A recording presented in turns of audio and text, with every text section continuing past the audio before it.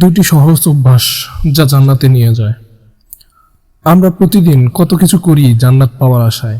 কেউ রোজা রাখি, কেউ দান করি, অনেকে রাত ভর নামাজ পড়ি, কিন্তু এমন দুইটি অভ্যাস আছে যেগুলো এতটাই সহজ যদি আমরা সেগুলো নিয়মিত করি, আল্লাহ তাআলা নিজেই আমাদের জান্নাত দান করবেন ইনশাআল্লাহ। আশ্চর্যের বিষয় হলো এই দুটি অভ্যাস আমরা অবহেলা করি, তুচ্ছ ভেবে ছেড়ে দিই।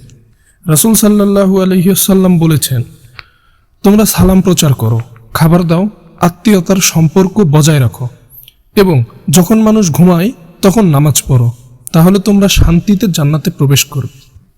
জান্নাতের একটি সহজ পথ লুকানো আছে সালামের প্রচারের মাধ্যমে। আসসালামু আলাইকুম, এই শব্দটি শুধু একটি বাক্য নয়, এটা আসলে এক মুসলমানের প্রতি শান্তির দোয়া করা, অর্থাৎ আপনার প্রতি শান্তি বর্ষিত হোক। রাসূল সাল্লাল্লাহু আলাইহি ওয়াসাল্লাম আরও বলেছেন, তোমরা ঈমান না আনলে জান্নাতে প্রবেশ করতে পারবে না, আর একে অপরকে ভালোবাসা না পর্যন্ত তোমরা ঈমানদার হতেও পারবে না। আমি কি তোমাদের এমন একটি কাজ বলবো যা করলে তোমরা একে অপরকে ভালোবাসবে? তারপর তিনি বললেন, তোমরা নিজেদের মধ্যে সালাম প্রচার করো। সাহাবীরা সালাম দিতে এত ভালোবাসতেন যে রাস্তা দিয়ে হাঁটতে গেলে একজন অন্যজনকে ৩-৪ বার সালাম দিতেন। যদি দেয়ালের আড়াল হয়ে আবার দেখা হতো তাও সালাম দিয়ে ফেলতেন। হযরত আব্দুল্লাহ ইবনে ওমর রাদিয়াল্লাহু আনহু একবার বাজারে গিয়েছিলেন। কেউ তাকে জিজ্ঞাসা করল, আপনি কি কিছু কিনতে এসেছেন? তিনি বললেন, না, আমি শুধু সালাম প্রচার করতে এসেছি। অর্থাৎ তিনি বাজারে যেতেন শুধু মানুষকে সালাম দিতে, কারণ তিনি জানতেন এই সালাম জান্নাতের পথে একটি সেতু। রাসূল সাল্লাল্লাহু আলাইহি ওয়াসাল্লাম বলেছেন, যে ব্যক্তি আল্লাহ ও পরকালে বিশ্বাস করে সে যেন ভালো কথা বলে অথবা চুপ থাকে। দ্বিতীয় অভ্যাস, জিহ্বা নিয়ন্ত্রণ ও জিকির। রাসূল সাল্লাল্লাহু আলাইহি ওয়াসাল্লাম বলেছেন, যে ব্যক্তি আল্লাহ ও পরকালে বিশ্বাস করে সে যেন ভালো কথা বলে অথবা চুপ থাকে। রাসূল সাল্লাল্লাহু আলাইহি ওয়াসাল্লাম আরেকটি হাদিসে বলেন, মানুষকে মুখের কথার কারণে মুখ থুবড়ে জাহান্নামে নিক্ষেপ করা ছাড়া আর কিছুই বেশি কারণ হবে না। অর্থাৎ মানুষকে মুখের কথার কারণে মুখ থুবড়ে জাহান্নামে নিক্ষেপ করা ছাড়া আর কিছুই বেশি কারণ হবে না।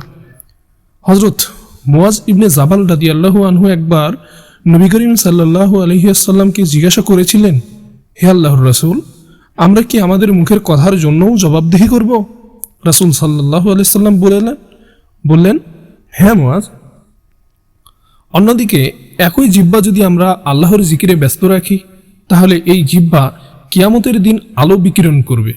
রাসূল সাল্লাল্লাহু আলাইহি ওয়াসাল্লাম বলেছেন, যে ব্যক্তি সুবহানাল্লাহ, আলহামদুলিল্লাহ, লা ইলাহা ইল্লাল্লাহ, আল্লাহু আকবার এই 4টি কথা বলবে, তার জন্য জান্নাতে একটি করে গাছ রোপণ করা হবে।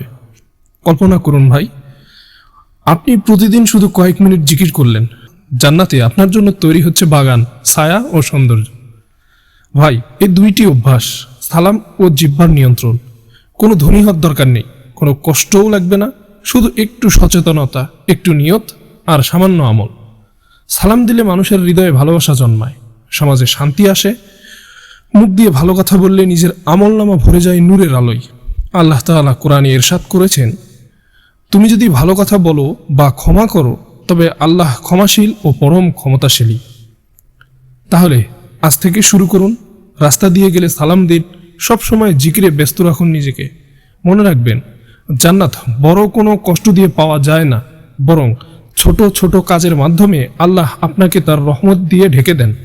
হয়তো একদিন জান্নাতের দরজায় আপনি যখন প্রবেশ করবেন, ফেরেশতারা বলবে, তোমরা ধৈর্য ধরেছিলে, এখন প্রবেশ করো জান্নাতে আনন্দের সঙ্গে।